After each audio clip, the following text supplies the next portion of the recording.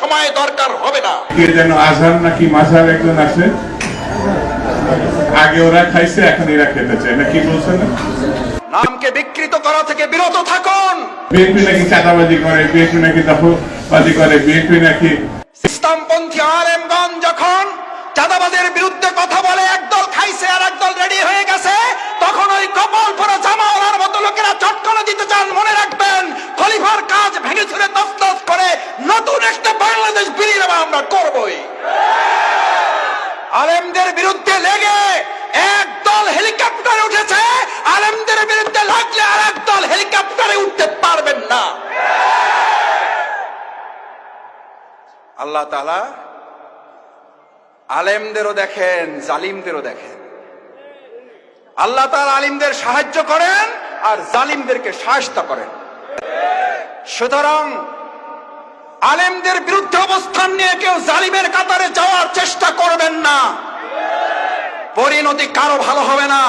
সে যদি শফিকুল ইসলাম মাসুদ হয়, শফিকুল ইসলাম মাসুদের পরিণতি তার চেয়ে ভয়াবহ। কারণ আলিমেরা কথা বলে জনগণের কল্যাণের জন্য, ইসলামের জন্য। আলিমদের সম্মান করতে শিখুন, নামকে বিকৃত করা থেকে বিরত থাকুন।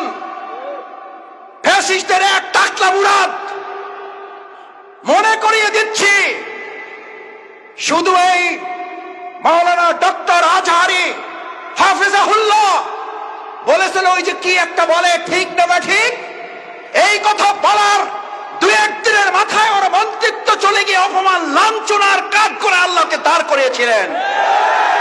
আজ যারা আজহারিকে আজহারি কিংবা ফাজারি বলেন, আপনাদেরকে লাঞ্ছনা এবং অপমানের শেষ ঠিকানায় পৌঁছে দিতে ওই আল্লাহর সময় দরকার হবে না। কি বলেন? আমরা জানি না আপনারা এগুলো বুঝে না নাকি না বুঝে, নাকি শয়তানের পাল্লায় পড়ে বলেন। মাওলানা ডক্টর আজহারি এই বাংলাদেশে কোন দলের সম্পদ নয়, শুধু মুসলিম উম্মার সম্পদ নয়, উনি গোটা পৃথিবীর মানব জাতির সম্পদ।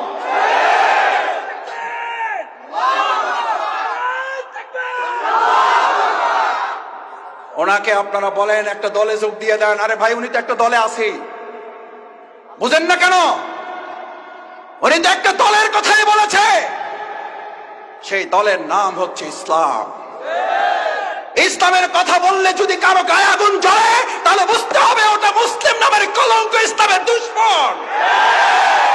ইসলামের শত্রুরা হুঁশিয়ার সাবধান। আমরা বললাম সাদাবাজার রেডি হয়ে আছে। আরে ভাই, রেডি হয়ে আছে বলার মধ্যে দিয়ে যদি আমি ভয় পেয়ে যাই, তাহলে তো আমি দুইটা অন্যায় করেছি। নিজ দায়িত্বে এটা আমি এবার ঘাড়ে চেপে নিয়েছি। চোরের মনে দুই উজু করা লোক সকালবেলা, একজন তাহাজ্জুদের জন্য আর একজন চুরি করার জন্য নাক মুখ ধোয়ে না। তাহাজ্জুদওয়ালা মনে করতেছে এই দেশে তো আরো চোর আছে, এটা মনে করে। তাহাজ্জুদওয়ালা মনে করে আমার মতো তাহাজ্জুদ পড়ার লোক তো এই সমাজে আরো। চোরওয়ালা মনে করে চোর আগে তো একা করতাম, এখন থেকে আমার দলে লোক আরো। আল্লাহ, এই গল্পগুলো এরা কেন মনে রাখে না? এগুলো তো গল্প না, এই গল্প মনে রাখলে তো চেতার কথা না। চেতেন কেন? চেতেন কেন? আমি এই জন্য চেতব, চোরের মনে পুলিশ পুলিশ, সে যেই হোক। শফিকুল ইসলাম মাসুদ যদি মনে করে আমার মধ্যে চোরামির অভ্যাস আছে, তাহলে পুলিশ দেখলে তো ভয় একটু। হাত কাটার আওয়াজ যদি করার পর ভালো মানুষেরা ভয় পাবে না চোরেরা ভয় পাবে? তাহলে হাত কাটার ওয়াজকে ভয় পান কেন? সুদের বিরুদ্ধে ওয়াজ করলে মসজিদের সভাপতি খেইবা যান কেন? আবুল হেকাম কিসের বাপ? বুদ্ধির বাপ ছিল, শুধু কি ছিল না?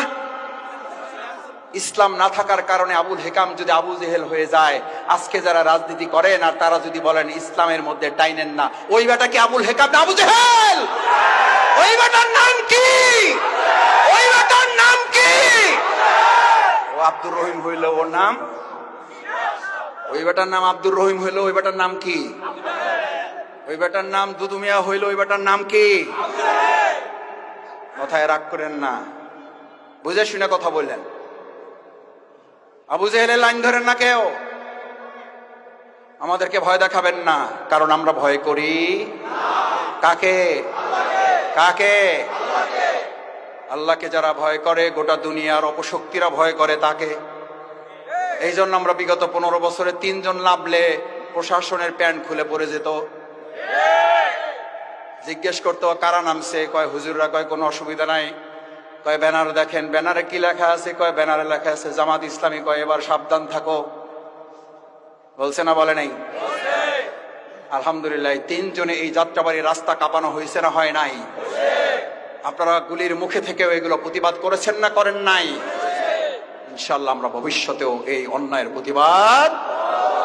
আসুন, ইল্লাল্লাযীনা আমানু, ইমানদাররাই শুধু এই ক্ষতি থেকে বাঁচতে চায়। আমরা ক্ষতি থেকে বাঁচতে চাই, তাহলে ঈমান লাগবে, আল্লাহর আইন লাগবে, আল্লাহর বিধান লাগবে। শুধু মসজিদে না, সব জায়গায় লাগবে। ইসলামী সমাজ কল্যাণ যদি আল্লাহর এই বিধান দিয়ে সমাজ এবং রাষ্ট্র পরিচালনা করতে চায়, আগামী দিনে আল্লাহ রাসূল সাল্লাল্লাহু আলাইহি সাল্লাম বুলেটের যুদ্ধ করেছেন, আমরা আগামী দিনে ব্যালটের যুদ্ধের মাধ্যমে রাসূল সাল্লাল্লাহু আলাইহি সাল্লামের সেই বুলেটের যুদ্ধে অংশগ্রহণ করার আহ্বান জানাবো আমরা সবাইকে।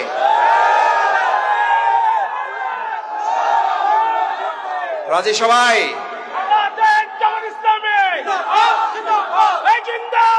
সম্মানিত ভাই এবং বন্ধুগণ, আসুন আল্লাহ সুবহানাহু ওয়া তাআলার কাছে দোয়া করি, আল্লাহ মেহেরবানি করে আমাদের এই ব্যালটের যুদ্ধে আপনি আমাদেরকে বিজয় দান করেন। রাসূল সাল্লাল্লাহু আলাইহি সাল্লামের সেই বাণী আমাদেরকে ধারণ করান।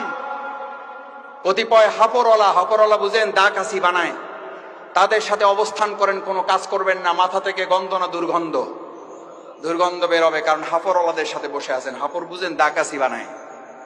রাসূল সাল্লাল্লাহু আলাইহি সাল্লাম বললেন, তোমার আতর কেনার সামর্থ্য নাই, পকেটে টাকা নাই, আতরের দোকানে সকাল থেকে সন্ধ্যা পর্যন্ত বসে থাকো। গন্ধ না দুর্গন্ধ?